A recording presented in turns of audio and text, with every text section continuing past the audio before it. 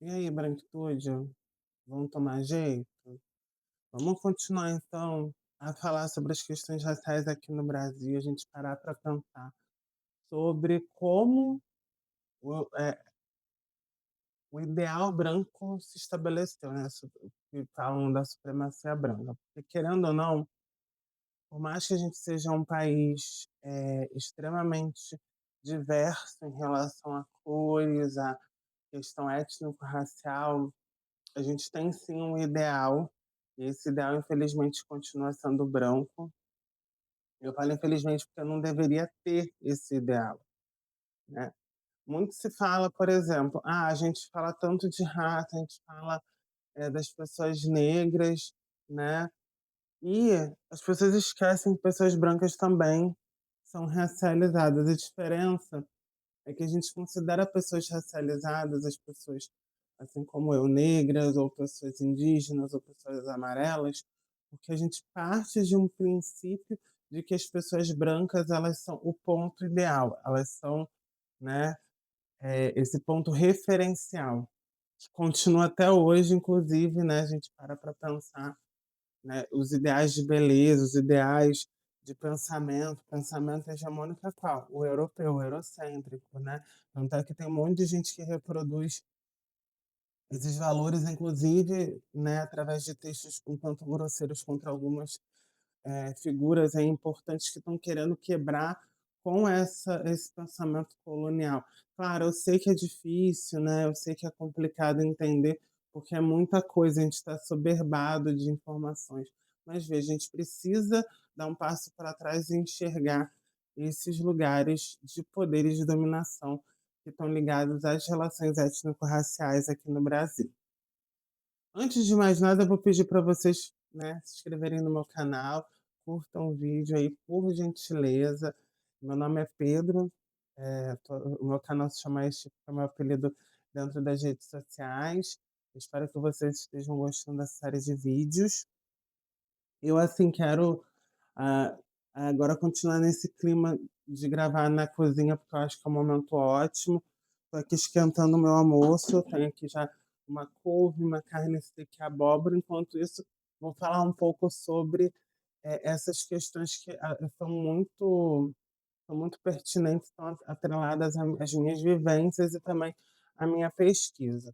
Como eu estava falando, pessoas brancas são consideradas, assim, o referencial.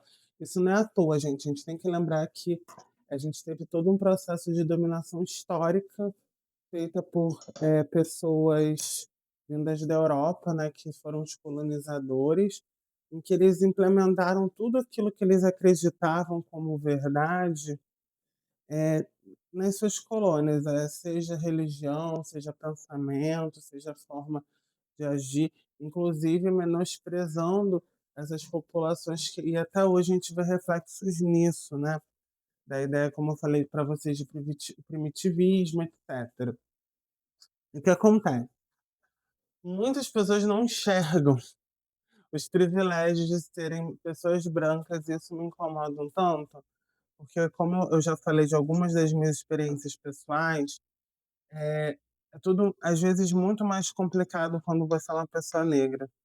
Isso não acontece quando você é uma pessoa branca, principalmente porque vou dar uns exemplos para vocês. Eh, Como eu já comentei, né, já teve até uma vez que teve um relato de de uma pessoa, né, do meu convívio, me falando que tinha muito medo dos policiais. Eu perguntei: "Mas por quê? Você é uma pessoa tão correta". "Ai, porque, eles não vão olhar se eu sou correto ou não. Eles vão julgar primeiro através da minha cor". E eu não sei se vocês já viram aqueles memes todos, né, de que tem lá um personagem que também é um personagem de um desenho estadunidense, que é o American Guy, se eu não me engano, né, aí tá lá o policial com a cartela de cores, né: "Ah, não, você pode passar, porque você é branco". Enfim, e a gente teve uma fala muito infeliz, né, da Tatiana Sampaio falando que não é tudo isso, as questões de raça e de gênero. Eu assim: "Querida, Só porque você não sofre tanto não significa que não seja, né. Isso é um ponto importantíssimo. Lembra que eu comentei da interseccionalidade? A principal função, vamos botar, se a gente fosse falar, sem querer desmerecer, obviamente, a complexidade da teoria, né, porque na verdade quando eu estou botando função, eu tô tirando um pouco da complexidade, né. Mas, quando a gente pensa, assim, numa suposta função da teoria da da interseccionalidade, é escancarar essas experiências que são ditas individuais, só que na verdade elas são altamente compartilhadas, mas elas são consideradas individuais porque a estrutura da sociedade ela é o quê? Embranquecida. Ela é vista a partir do ponto de vista das pessoas brancas, né. Por exemplo, vocês já pararam para pensar que há muito tempo atrás não tinha produtos para cabelos cacheados? Eu estou aqui com o meu Scala, né, eu não recebo do Scala, tá, não é promoção paga, tá.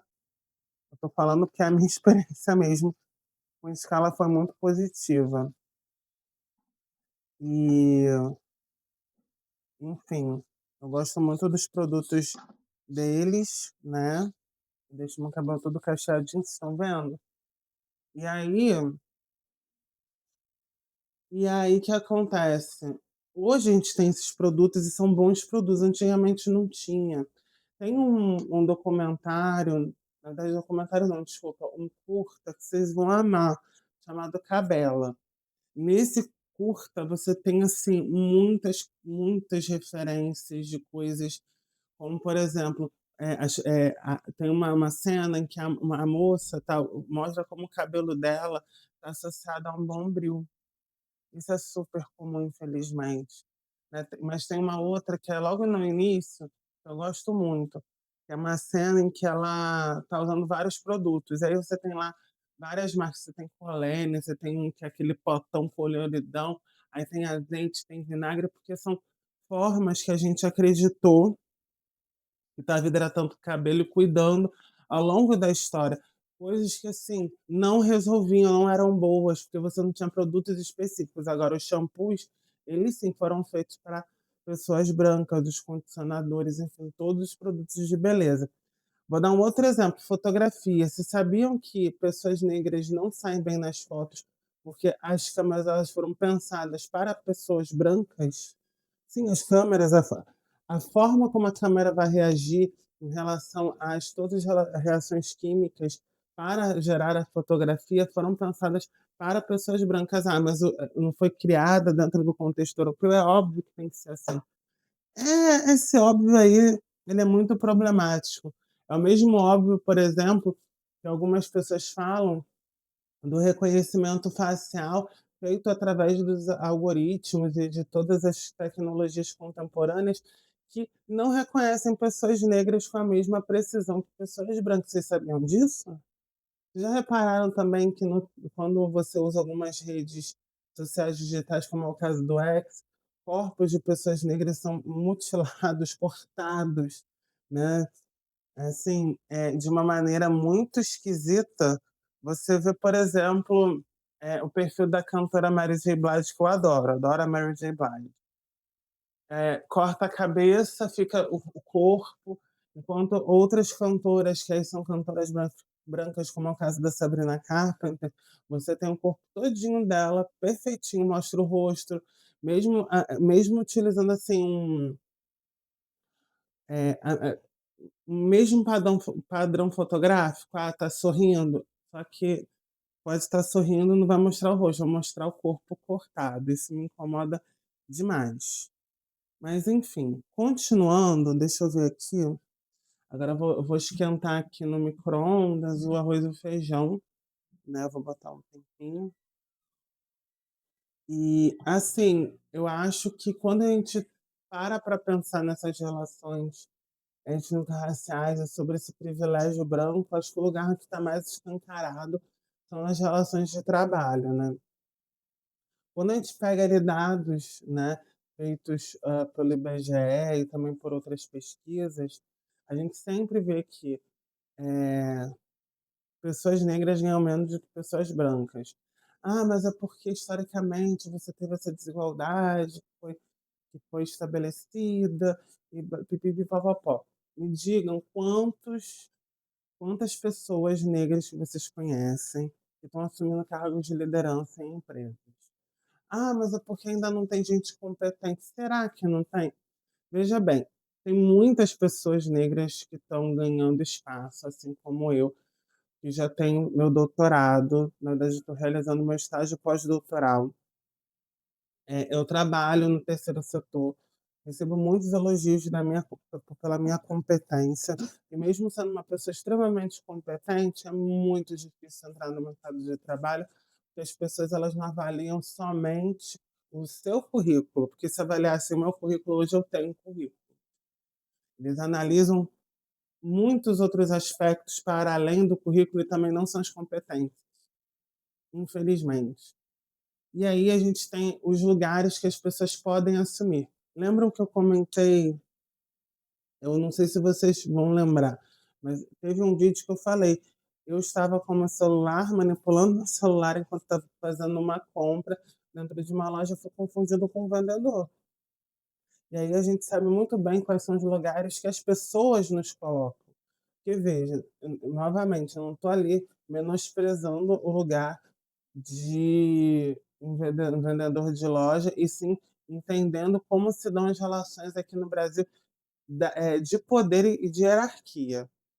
Porque, por exemplo, aquela pessoa, me confundiu e não outras pessoas. Isso é um ponto importantíssimo. Eu só continuei mexendo no meu celular e ignorei a situação, não falei nada, porque eu acho muito complicado você não conseguir identificar, né, até porque os vendedores daquela lojinha específica são muito legais, eu amo. Um dia, quem sabe, eu falo, inclusive a capa que tá aqui do meu celular diz lá: "Eu amo, amo", é muito bom. Mas enfim, aí um dia, né, eu vou comentar talvez mais especificamente, até porque eu gosto de lá. Mas assim, e é muito interessante que a gente teve, historicamente, muito isso dos lugares. Ó, apitou, deixa eu aqui abrir, ou tá quentinho. A gente teve esse lugar muito bem estabelecido do tipo: "Ah, uma pessoa negra é aluno, não é professor". Ah, eh, tem que assumir um papel que tem ali um emprego de pouco poder aquisitivo, e não alguém que é chefe ou que é sênior, etc, etc. Até hoje estranham pessoas negras sendo médicas, advogadas, eu assim, sério, mas é isso que acontece.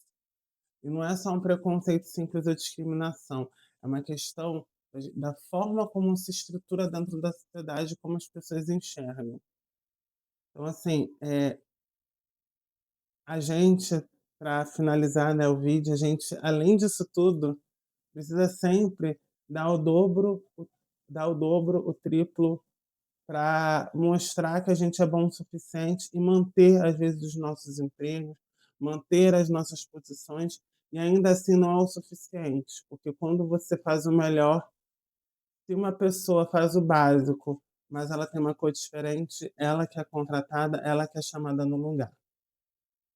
E infelizmente é isso que ocorre muito frequentemente.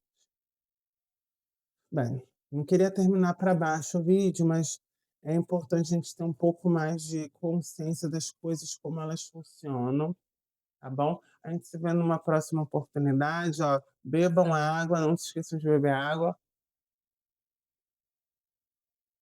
e aguardem o próximo vídeo, que vai ser o último da série.